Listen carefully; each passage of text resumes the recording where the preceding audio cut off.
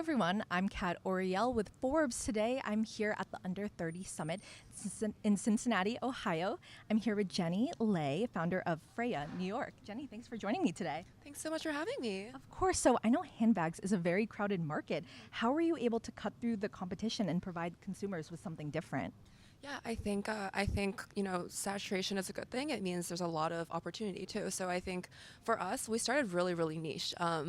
We started with one bag. It was my interpretation of the perfect work bag. It was made in vegan leather, and we only offered it in 2 colors. So I'm like, hey, there's a very small group of people out there that this is for, and we're gonna find those people. Was there a moment that you started to was there a moment that inspired you to make your company? Like, were you working and realized that bags weren't fitting your lifestyle? Like, what inspired you to make this company? Yeah, very similar to that. It wasn't working because I could never pass an interview. But, I was in grad school. This was like my last chance interview. It was really important. And the night before I was prepping, I couldn't find a suitable bag. I was like, I just want something sleek. I want something functional. I want to feel confident walking into this interview. Didn't find one, bombed the interview, got back and started working on Freja same day. I love that. I love that origin story. And I'm so curious about your marketing and your brand strategy because you have such a distinct brand. What inspired you to curate your brand in the way that you do, and how do you maintain that aesthetic and everything that you do? Yeah, I think our brand, it's kind of an extension of me. So I do like what feels good to me. Like, I'm very minimal. Like, I only wear black. I wear my uniform. I have my routines, and I feel like that you can kind of see that in the brand too. Like, it's very minimal, very classic, very timeless. We don't do any seasonal colors or anything. It's just very neutral, and it's just, it feels like I started the brand. I wanted to emulate a lot of luxury brands out there. I would check on what they're doing, how they write their product descriptions. But now, I was like, it's hard trying to be someone else. And so I just decided a year in, I was like, I'm just going to do me. I kind of redid everything, and it changed our marketing. Like, I started attracting the people that resonate with my story, and like that's why transparency, and that is all so important to us today. You've definitely created your own voice, but what were the brands that did inspire you? And if there's any bag, growing up that you saw that you were like, I want to create a bag similar to that, were there any bags like that? So I got into handbags in college. I saved up a lot for my first designer bag. It wasn't a trendy one. It was a Chloe L clutch. It was black and white. I think that's why I loved it so much, because it's rare you see a color block one, and I wanted something a little bit different too. But I'm always very inspired by, I love the Row, I love Kate, Totem, just like very easy, uniform items that stand the test of time, and you just keep wearing. They're trendless, they're timeless. Which one of your bags is your favorite? I would have to say the Caroline bag, because that's how I met my best friend. I found her Instagram, been following her for a really long time. I slid into her DMs like, hey, love your style. I would love to design a bag together. And that was the Caroline bag. It's one of our best sellers.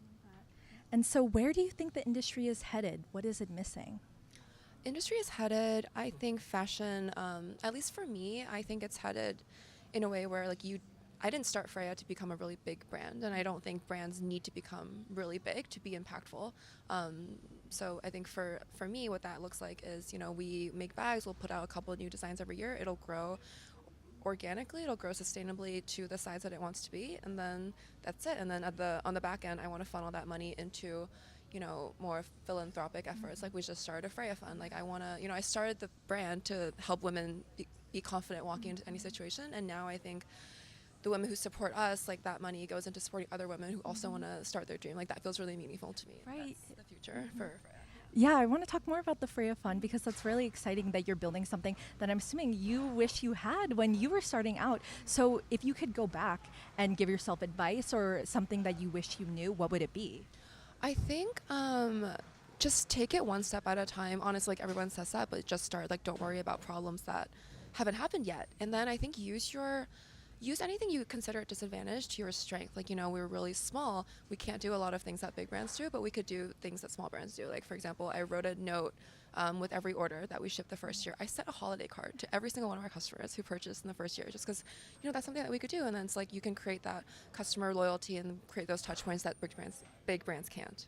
For sure. And how do you listen to your audience? Has there ever been a time where they were like giving feedback and we're like, we wanted this bag, this is what we're missing? How do you, open up that dialogue with them? I need it. Like I always ask for it. I solicit their advice. Like I send a personal newsletter every week. I tell people this is what we're working on. Like let me know what you think of this design, or do you like this one more? Our second two bags were actually based on customer feedback. They're like, hey, we love your first bag. However, we want a zipper. So I'm like, okay, let me make a version with a zipper. So it's very customer driven because I don't have a design background. So I'm like, you guys tell me what you want. I'm here to make your designs happen. So it's kind of like it comes from the customer first. Yeah. And any other advice you have for someone's just starting out? Just starting out, I think be patient, give it time. Like nothing really happened with Freya for the first 2 years. And then on that note, like I know it's really hard to stay focused and consistent when there's nothing going on, right? So I think measuring your inputs instead of measuring your results. So like, I don't know if my ad campaign is going to work, but my input, like that's the result, right? Knowing if it's going to work. But the input is let me spend 6 hours a day trying different things. Like as long as I put in my hours, I know I'm doing something to make progress. And then, maybe a couple years later, you'll see the results of that. Thank you so much for joining me today. Thanks so much.